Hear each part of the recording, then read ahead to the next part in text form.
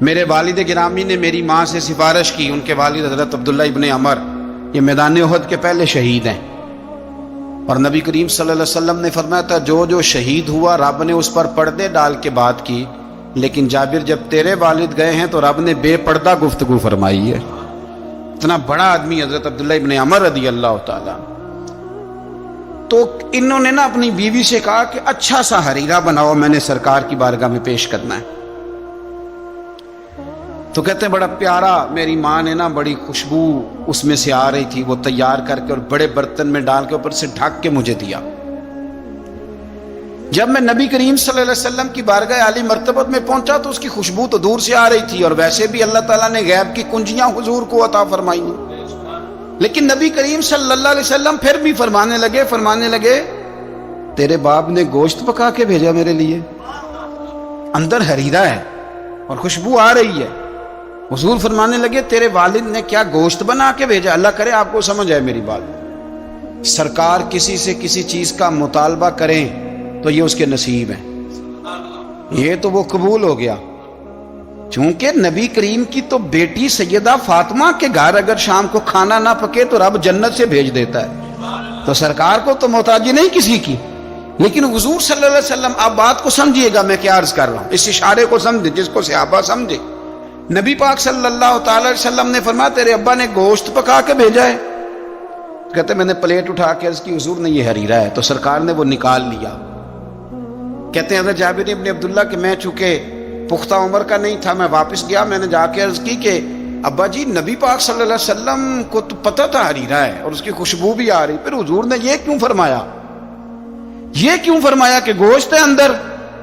قربان جائیں، جب عشق سکھاتا ہے آداب خود آگاہی، اقبال کہتے ہیں جب عشق سکھاتا ہے آداب خود آگاہی تو کہتے ہیں کھلتے ہیں غلاموں پر اسرار شہنشاہی، عطار ہو، رومی ہو، رازی ہو، غزالی ہو، کچھ ہاتھ نہیں آتا بے آہ سحر گاہی۔ کچھ لوگ اصل بات نہیں نہ کرتے، پتہ انہیں چل جاتا ہے۔ تو مرحوم اعظم چشتی نے کہا تھا نہ علماں وچ پھسا سانو تو یار دی گل سنا سانو، تو چکر میں ڈال رہے ہمیں، نہ علماں وچ پھسا سانو تو یار دی گل سنا سانو، اوتھے علم دا سکہ نہیں چلدا جتھے عشق ہوراں دا ڈیرا ہے، تے جڑے عشق تیرے نے چور کیتے انہاں دل دنیا تو دور کیتے، تیرے عشق نے پھر مجبور کیتے انہاں نوں بھول گیا تیرا میرا ہے۔ کہا گھر جا کے میں نے عرض کی، میں نے کہا ابا جی حضور کو تو پتہ تھا حریرہ ہے، تو سرکار نے یہ کیوں فرمایا کہ گوشت لائے ہو؟ تو کہتے ہیں میرے ابا کی آنکھوں میں آنسو آ گئے۔ آپ سمجھے نا، جب عشق سکھاتا ہے آداب خود آگاہی، رو پڑے اور فرمانے لگے تو خوش قسمت نہیں کہ حضور نے تجھ سے پوچھا ہے کہ تیرے باپ نے گوشت بھیجا، فرمایا جلدی کر ایک بکری پکڑ کے لا۔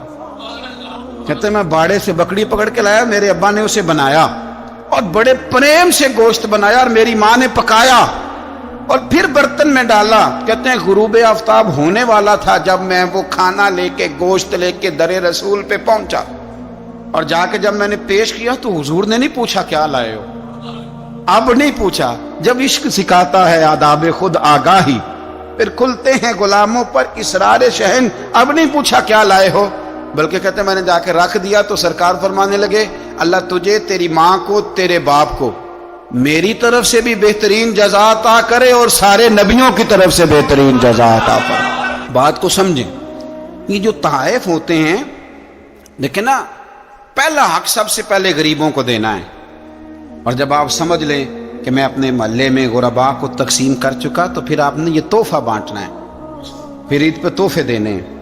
نبی پاک صلی اللہ علیہ وسلم اپنے کسی صحابی کی شادی ہوتی تو اپنے دستے مبارک سے کھجوریں بانٹا کرتے، کھجوریں اپنے دستے مبارک سے بانٹا کرتے، تحفے سے محبت بڑھتی، اس سے پیار بڑھتا ہے۔ تو تحائف کا تبادلہ کریں، لیکن میں کہہ چکا ہوں کہ صرف لینے کا مزاج نہ بنائیں، یہ دو طرفہ معاملہ ہے، اس پر آپ غور کریں۔ پھر اگر آپ چاہتے ہیں کہ آپ محبت میں مزید فروغ ہو تو زندگی میں عاجزی پیدا کریں۔ کنز المال میں حدیث ہے، ایک مختصر جملہ ہے حدیث کا، پر اسے یاد رکھنا۔ نبی پاک صلی اللہ علیہ وسلم نے فرمایا ہر چیز کا کوئی پھل ہوتا ہے، आप कोई काम भी करते हैं तो उसका कोई रिजल्ट निकलता है, फल होता है। तो नबी पाक अलैहिस्सलाम ने फरमाया ये जो आजिज़ी है ना, इसका फल मोहब्बत है। तुम अगर आजिज़ी करोगे तो फिर इसका फल मोहब्बत है। झुक जाएं, झुकने से रिश्ते मजबूत होते हैं। कभी ससुर को भी माजरत करनी पड़े तो ये कोई मुश्किल काम नहीं, गलती सास से भी हो ही जाती है। डट ना जाएं, आड़ ना जाएं। क्या नबी करीम सल्लल्लाहु अलैहि वसल्लम अपने सहाबा से माजरत नहीं करते थे?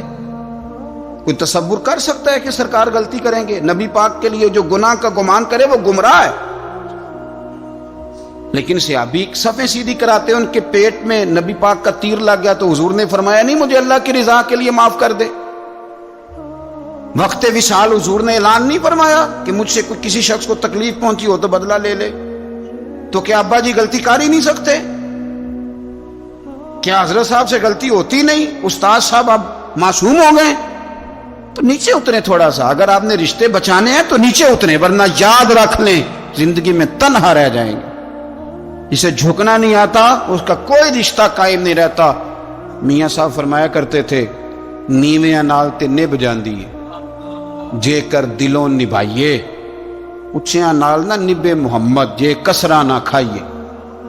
अगर तुझे आदत है थोड़ी सी, थोड़ा सा तू कसर खा लेता है तो फिर तेरी निभ जाएगी। अगर तू कहता है ना ना मां बदौलत, तो ये सवाल ही नहीं। और एक जगह और कहा, फरमाने लगे उच्चा नाम रखाया जिसने ओ चुल्हे विच सड़िया।